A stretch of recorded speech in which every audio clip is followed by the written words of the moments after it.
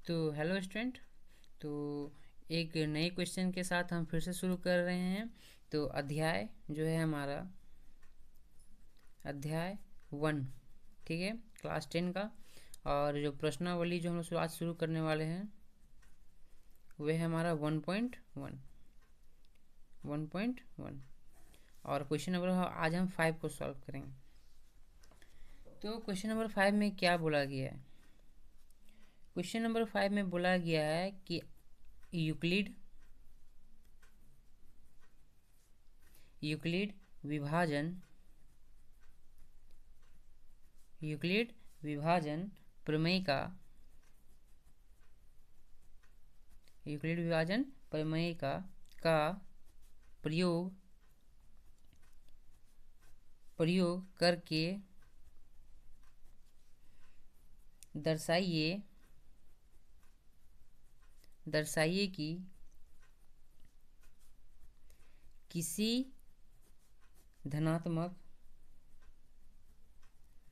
किसी धनात्मक पूर्णांक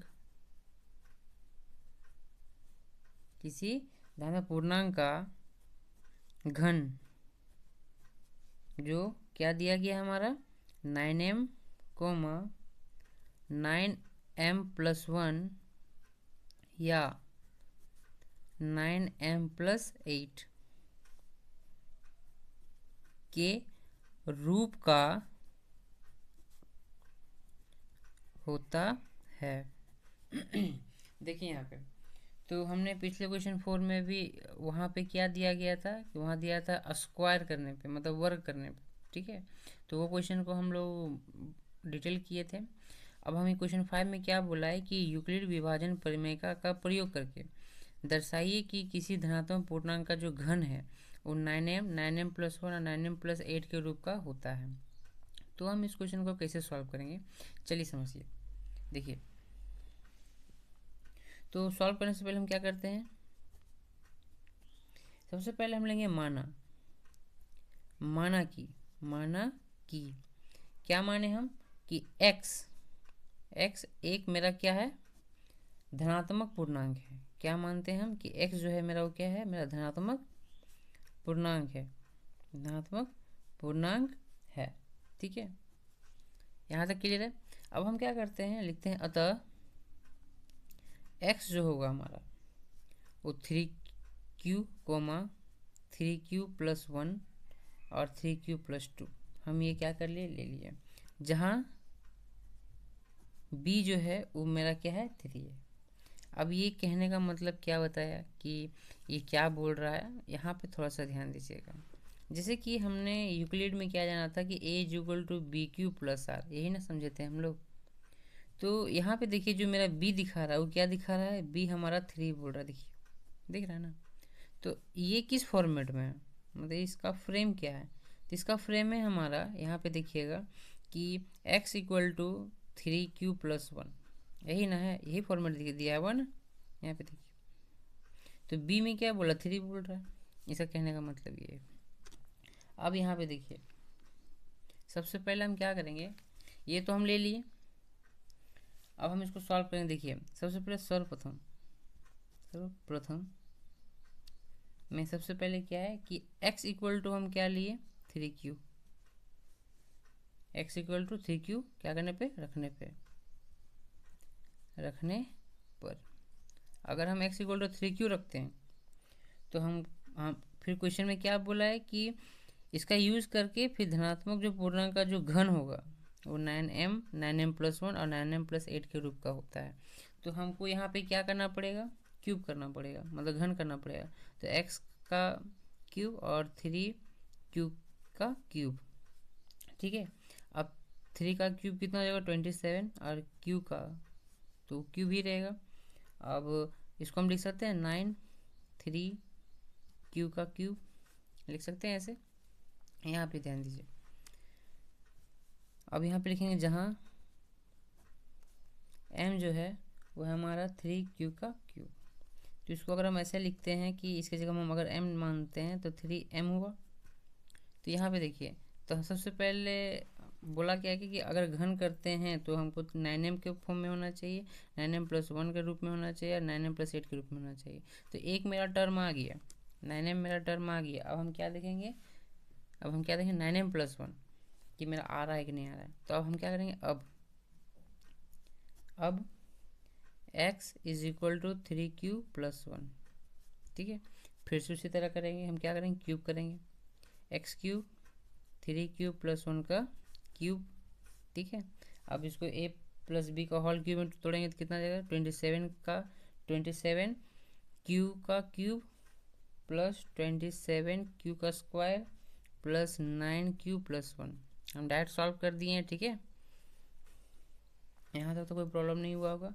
अब यहाँ से लेकर यहाँ से यहाँ तक हम 9 को बाहर निकाल सकते हैं।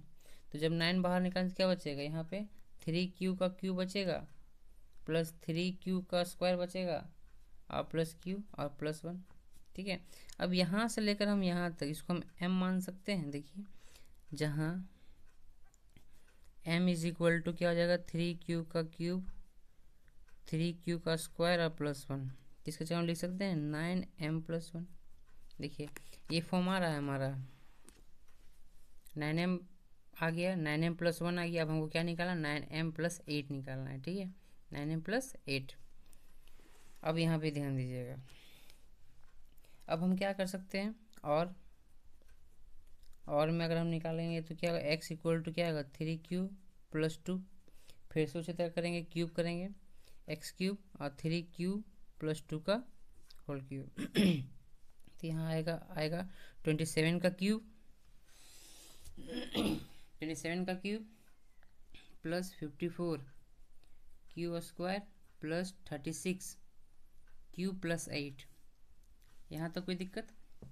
अब यहाँ से हम क्या बाहर निकाल सकते हैं, हम यहाँ से 9 बाहर निकाल सकते हैं, जिससे बचेगा 3q का क्यूब प्लस 6q का स्क्वायर और प्लस 4q और प्लस 8, ठीक है।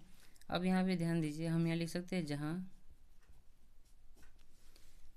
m = क्या होगा हमारा, 3q का क्यूब फिर प्लस 6q का स्क्वायर और प्लस 4q, तो लिख सकते हैं 9m+8 लिख सकते हैं ना। ये तो मेरा दिख गया।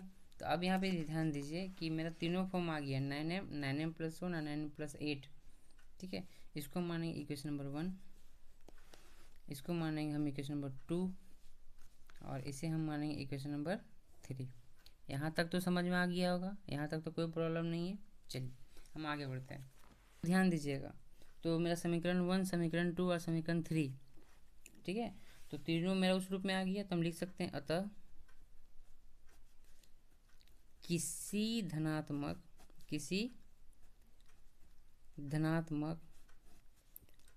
पूर्णांक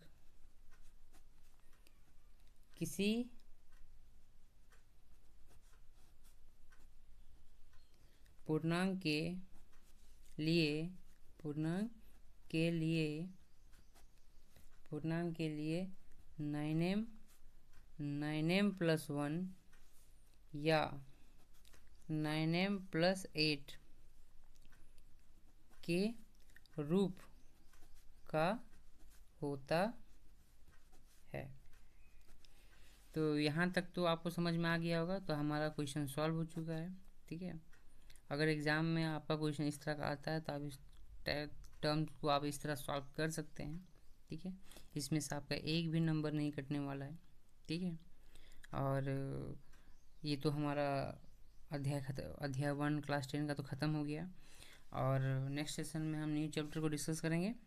तो मिलते हैं न्यू वीडियो में।